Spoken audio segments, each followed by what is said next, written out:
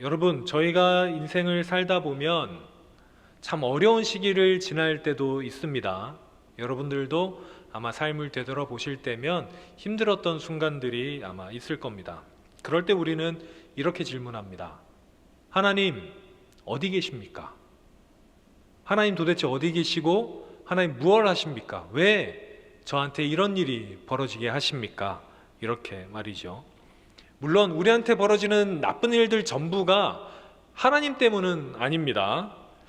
제가 그림 하나 보여드릴 텐데, 이 그림은요, 예전에 저희 시대 때 유행했던 닭살 돋는 묵상이라는 그림이 있어요. 혹시 아시는 분 있으신가요? 별로 없군요. 제가 이제 중고등학생 때, 그다음에 청년 때 많이 유행하던 한 컷짜리 묵상인데, 그림 묵상인데, 여기 보면 마태복음 11장 말씀이 등장합니다. 아래쪽에 이렇게 돼 있죠. 수고하고 무거운 짐진 자들아 다 내게로 오라. 내가 너희를 쉬게 하리라. 나는 마음이 온유하고 겸손하니 나의 멍에를 메고 내게 배우라. 그러면 너희 마음이 쉼을 얻으리니 이는 내 멍에는 쉽고 내 짐은 가벼움이라. 이렇게 말씀이 하나 있고요. 위쪽에 질문이 있어요. 하나님, 그런데 왜 내게는 주님의 멍에가 이렇게 어렵고 무겁게 느껴집니까? 이렇게 돼 있죠. 그러자 이 예수님이 앞에서 뭐라고 하십니까? 이게 내 멍에냐? 네 욕심이지. 이렇게 된 거죠. 그러니까 이 그림 묵상처럼 모든 나쁜 일들을 다 하나님께 돌릴 수는 없습니다. 아마 우리가 겪는 일들 중에 대부분의 이 안 좋은 일들은 과거의 나의 잘못이나 현재의 나의 잘못인 경우가 있습니다. 우리의 욕심 때문일 수도 있고요. 그런데 그럼에도 불구하고 우리에게 벌어지는 일들 중에 이해 못할 일들이 있죠. 정말로 왜 나한테 이런 일이 벌어져야 되는지 이해 못하는 일들이 분명히 있습니다. 그래서 우리가 이렇게 질문합니다. 또다시, 하나님 도대체 어디 계십니까? 나랑 같이 하신다고 하셨으면서 도대체 하나님 어디 계십니까? 라고 묻는 경우가 있습니다. 오늘 본문을 쓴 다윗도 똑같은 질문을 했었습니다. 여러분, 다윗의 인생에 대해서 조금 아십니까?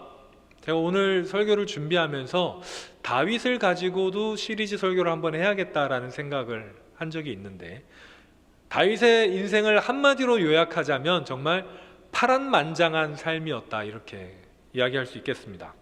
다윗은 어렸을 때부터 하나님을 잘 따르고 잘 믿던 사람이었습니다. 그리고 비교적 사람들 중에는 정말 의인이라고 얘기를 들을 정도로, 물론 심각한 죄를 저지르기도 했지만 비교적 착하고 하나님의 말을 잘 따른 사람이었습니다. 그런데 다윗은 또 유독히도 고난을 많이 당한 사람이었습니다.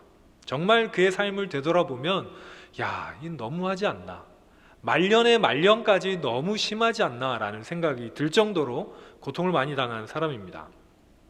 어린 시절, 다윗의 어린 시절을 살펴보면요, 여러 가지 정황으로 봤을 때 다윗의 집에서는 천덕꾸러기였던 것 같아요. 여러 가지 이야기들이 있거든요. 다윗의 친아빠가 아니다, 이런 여러 가지 이야기들이 있는데, 확실한 건 아직 없지만 그럼에도 확실한 것 딱 하나는 다윗이 거기에서 제대로 대우받지 못했다라는 겁니다.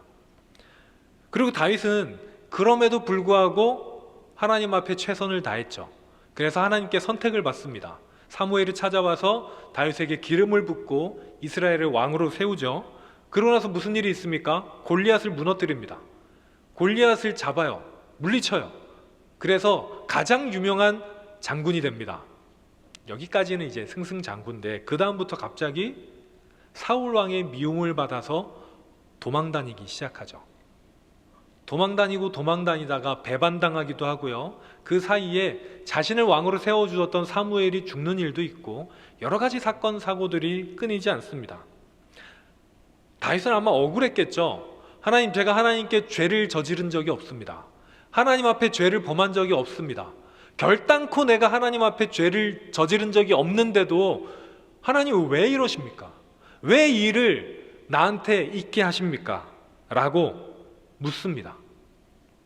죄 없는 자신에게 다가오는 고난과 역경, 그런 심령들이 지금 우리한테 시편으로 남아 있죠. 제가 예전에 세미나에서도 한번 얘기한 것처럼 시편은 굉장히 독특한 책인데, 그 시편에 다윗의 솔직한 심정들이 담겨 있습니다. 다윗의 시 중에 하나인 시편 10편 1절에 다윗이 이렇게 얘기합니다. 여호와여 어찌하여 멀리 서시며 어찌하여 환난 때에 숨으십니까? 어떻게 숨어 계시기만 합니까? 하나님 도대체 어디 계십니까? 13편에는 이렇게 얘기하기도 합니다. 여호와여 어느 때까지입니까? 나를 영원히 잊으시겠나이까? 주의 얼굴을 나에게서 어느 때까지 숨기시겠나이까? 무슨 말입니까? 하나님 어디 계세요? 하나님 뭐 하고 계신 겁니까? 나한테 이런 일이 닥쳤는데 나는 하나님께서 기름 부으신 왕이라면서요. 내가 하나님 앞에 의롭게 하면 하나님 나와 함께 해주신다고 하셨는데 지금 내 상황은 이게 뭡니까? 라고 질문하는 거죠.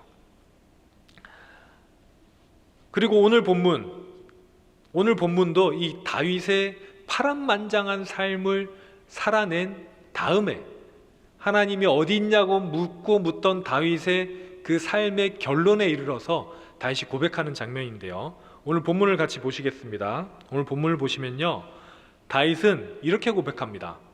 자신이 어디에 있든지 하나님께서 거기에 계시다 라고 고백을 하죠. 그래서 8절에서 말한 거는요, 하늘로 올라가고요, 또 스월에 내 자리를 펼치라도 라고 고백하고 있는데, 여기서 하늘은 가장 높은 곳, 사람이 측량할 수 있는 가장 높은 곳이고요, 스월은 지금 우리말로 번역하자면 지옥 정도로 번역할 수도 있겠는데 가장 낮은 곳을 의미합니다. 그리고 새벽 날개를 치며, 여러분 새벽에 동이 어디서 뜹니까? 동쪽에서 뜨죠. 새벽 날개는 동쪽을 의미합니다. 동쪽 끝에서 날개를 하고, 그 다음에 바다 끝은 서쪽이에요.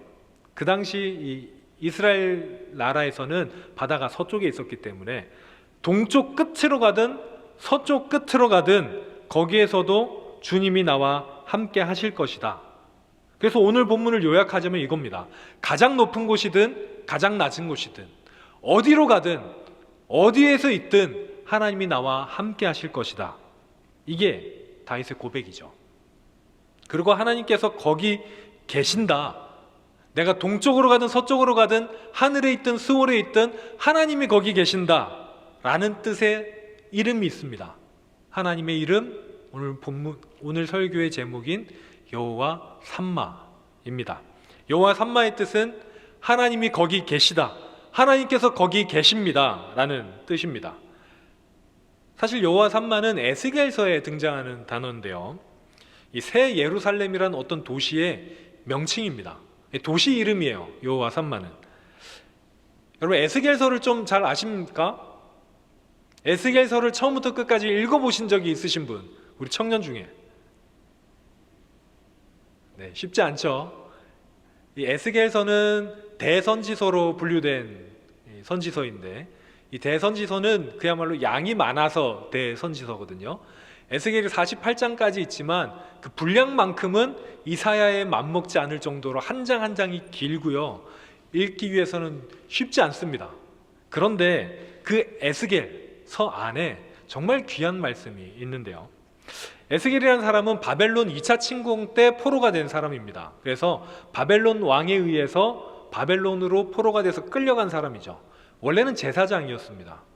그런데 이 제사장이었던 에스겔이 바벨론 포로로 끌려가서 하게 된 일은 대운하를 건설하는 일의 노동자였습니다.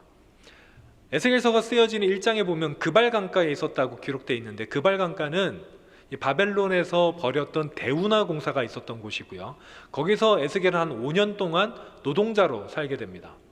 제사장이었지만 제사장의 부르심을 잊어버리기에 충분했던 5년이었습니다. 그렇게 힘겹게 하루하루를 살고 있는데 어느 날 에스겔에게 하나님께서 찾아오셔서 말씀해 주시죠.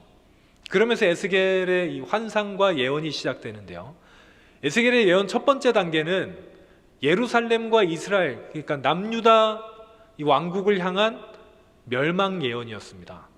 에스겔이 환상을 하나 보는데 어떤 환상이냐면 하나님의 영광이 성전에서 떠나는 환상이었어요. 하나님의 영광이 원래 가득한 곳이 성전이었는데, 하나님이 계신 곳이 성전이었는데 그 성전에서 하나님이 떠나는 환상입니다. 그리고 조금 있다가 무슨 일이 벌어지냐면 진짜로 남유다가 멸망해요. 하나님의 영광이 떠나버린 그 성전은 돌 위에 돌도 남지 않고 다 무너져 버립니다. 그런데 그 소식을 다시 에스겔이 듣습니다. 에스겔이 듣고 나서는 좀 에스겔서의 뉘앙스가 달라져요. 예루살렘이 멸망하고 나서 에스겔은 이제 예루살렘의 회복에 대해서 예언하기 시작합니다. 그러면서 에스겔이 보게 되는 환상 가운데 새 예루살렘이 등장하고요, 거기에 하나님의 영광이 다시 임재하고 그곳 가운데서 생명이 살아나고 하나님의 백성들이 일어나는 환상을 보게 됩니다.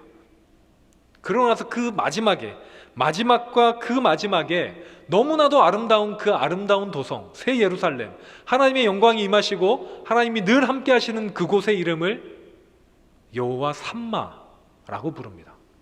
그래서 여호와 삼마는 도시의 이름이기도 하고요, 성전의 명칭이기도 하고 새 예루살렘에 대한 갈망의 고백이기도 합니다. 하나님께서 계시는 곳이, 하나님께서 임재하시는 곳이, 하나님의 영광이 임하신 곳이 바로 여호와 삼마인 것이죠.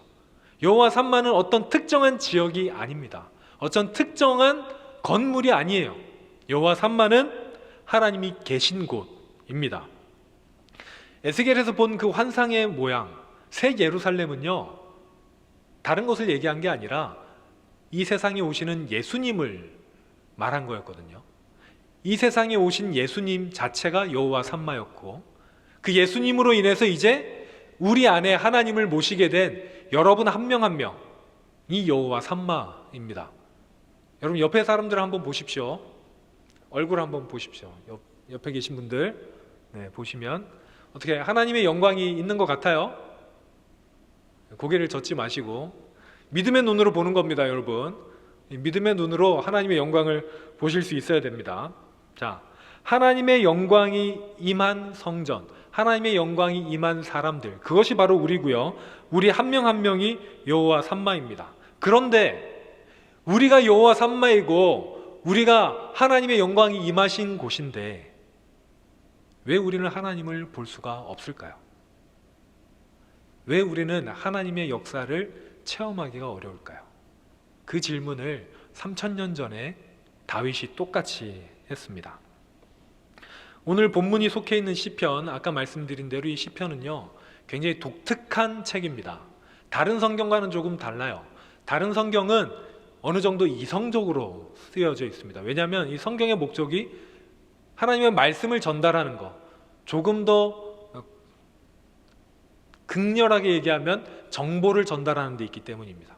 율법을 전달하고요, 하나님의 말씀을 있는 그대로 전달하는 데 그 목적이 있어요.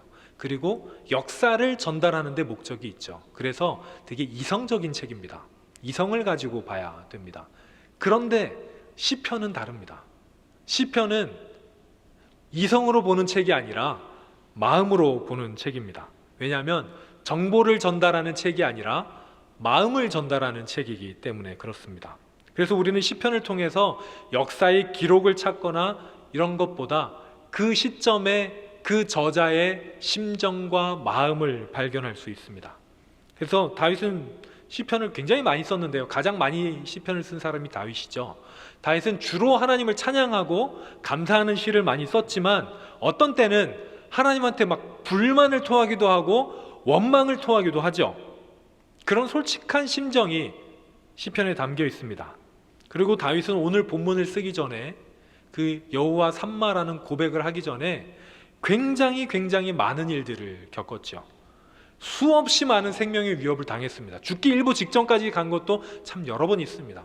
배신도 참 많이 당했어요. 그럼 배신을 굉장히 많이 당했기 때문에 다윗은 가는 곳마다 밀고자가 있어서 사울을 계속해서 피해 다녀야 했습니다. 그 사이에 다윗은 하나님을 원망하기도 했고요, 좌절하기도 했습니다.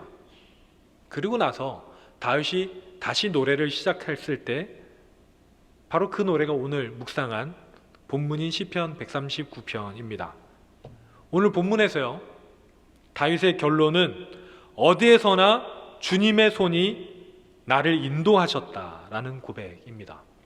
어디에서나 주님의 손이 다윗을 인도하셨다라는 것이 다윗의 결론이에요. 여러분, 이 고백은 증명이 아닙니다. 고백인 거죠. 다윗은 하나님이 우리와 함께 하신다는 것을 학문적으로 밝혀낸 사람이 아니에요. 앞으로 하나님이 너희와 함께 할 거라고 설득한 본문이 아닙니다. 오늘 본문은 그저 다윗이 내 삶을 돌아봤더니 정말로 하나님이 나를 인도하셨다라는 고백입니다. 하나님이 나와 함께 하시고 하나님이 언제나 나와 함께 하셨고 내가 보지 못했어도 느끼지 못했어도 그곳에 하나님이 계셨구나. 내가 힘들어하고 있는, 외로워하고 있는, 혼자라고 생각했던 바로 그곳에 나 혼자 있는 것이 아니라 하나님이 계셨구나 라는 고백입니다. 여호와 삼마, 하나님이 거기 계셨다, 하나님이 나와 함께 하신다, 이것이 다윗의 고백이고요, 저는 이것이 우리의 고백이 되기를 바랍니다. 우리가 하나님을 보지 못하고 하나님을 느끼지 못하는 것 어쩌면 당연할 수 있습니다. 우리가 하나님을 볼 수 있는 눈이 가려져 있기 때문이죠. 만약에 우리의 눈이 띄어져서 하나님의 역사를 볼 수 있다면요, 태양이 떠오르고 바람이 불고 비가 내리고 하는 것을 통해서도 하나님의 손길을 경험할 수 있어야 됩니다. 왜냐하면 하나님의 역사니까요. 우리가 숨을 쉬는 것, 심장이 뛰는 것, 눈을 뜨는 것, 모든 걸 통해서도 우리는 하나님의 손길을 느낄 수 있어야 돼요. 하나님이 아니시면 이 모든 것이 다 불가능하기 때문이죠. 그런데 우리는 그렇지 잘 못합니다. 왜냐하면 우리의 눈을 가리고 있는 것이 있기 때문입니다. 우리의 욕심들, 욕망들, 하나님으로부터 멀어져 있는 것들, 나 혼자만 생각하는 것들, 저는 그것을 우리의 시선이 나를 보고 있기 때문이다 라고 이야기하겠습니다. 하나님을 보지 않고요, 다른 것에 시선을 빼앗긴 것이 아니라 사실 우리의 시선은 언제나 우리 자신을 보고 있는 것 같습니다. 나의 이익, 나의 유익, 심지어 예배를 드릴 때조차도 나의 은혜, 우리는 그것을 바라보고 있는 것 같아요. 그러니까 우리의 시선이 우리 스스로를 바라보고 있느라 하나님을 보지 못하는 것이죠. 우리 주변 상황 너머에 계신 하나님, 사건 너머에 계신 하나님, 어떤 일이 발생했을 때 그 너머에 계신 하나님을 우리는 보질 못합니다. 왜냐하면 우리 자신을 바라보느라고 말이죠. 오늘 비가 올 때, 비가 왔다면 그 비 너머에 계신 하나님을 우리는 보지 못하고 그 비 때문에 젖어야 되고 우산을 챙겨야 되고 하는 나의 모습을 바라보게 되기 때문입니다. 다윗이 고난 가운데 도망 다닐 때 다윗은 스스로를 바라봤을 겁니다. 그렇기 때문에 그 사람은 하나님을 바라보지 못했죠. 그렇지만 여러분, 제가 감히 단언하건대 다윗이 도망 다니는 그 가운데서도 하나님은 계셨습니다. 사도 바울이 배가 파선해서 바다에 표류하고 있을 그때에도, 매 맞아 죽어갈 그때에도, 돌에 맞았을 때도 하나님 그 옆에 계셨습니다. 심지어 우리 주님께서 십자가에 못 박혀서 피 흘리고 돌아가시는 그 순간, 그 십자가에도 하나님은 계셨습니다. 그러니 여러분, 제가 논리적으로 여러분들을 설득할 수 없지만, 아니 그 누구도 우리의 고통 가운데 하나님이 계시다고 우리에게 설명할 수 없지만 한 가지 단언할 수 있는 것이 있습니다. 하나님은 그 자리에 계셨습니다. 앞으로도 여러분의 사는 모든 자리에 하나님은 계실 겁니다. 여러분, 그 믿음, 여호와 삼마의 그 고백이 여러분에게 있기를 바랍니다. 그렇기 때문에 우리는 이제 우리의 시선을 들 수 있어야 됩니다. 우리 자신만을 바라보느라 푹 숙이고 있던 고개를 들어서 상황 너머에 계시고 사건 너머에 계신 그 하나님을 바라볼 수 있어야 됩니다. 우리가 고개를 들어서 하나님을 바라볼 때, 그때 하나님께서 역사하실 겁니다. 하나님의 역사를 우리가 볼 수 있을 겁니다. 아무것도 아니었던 일들이 우리가 시선을 들어서 하나님을 바라볼 때는 그 역사가 하나님의 역사라는 것을 알 수가 있게 됩니다.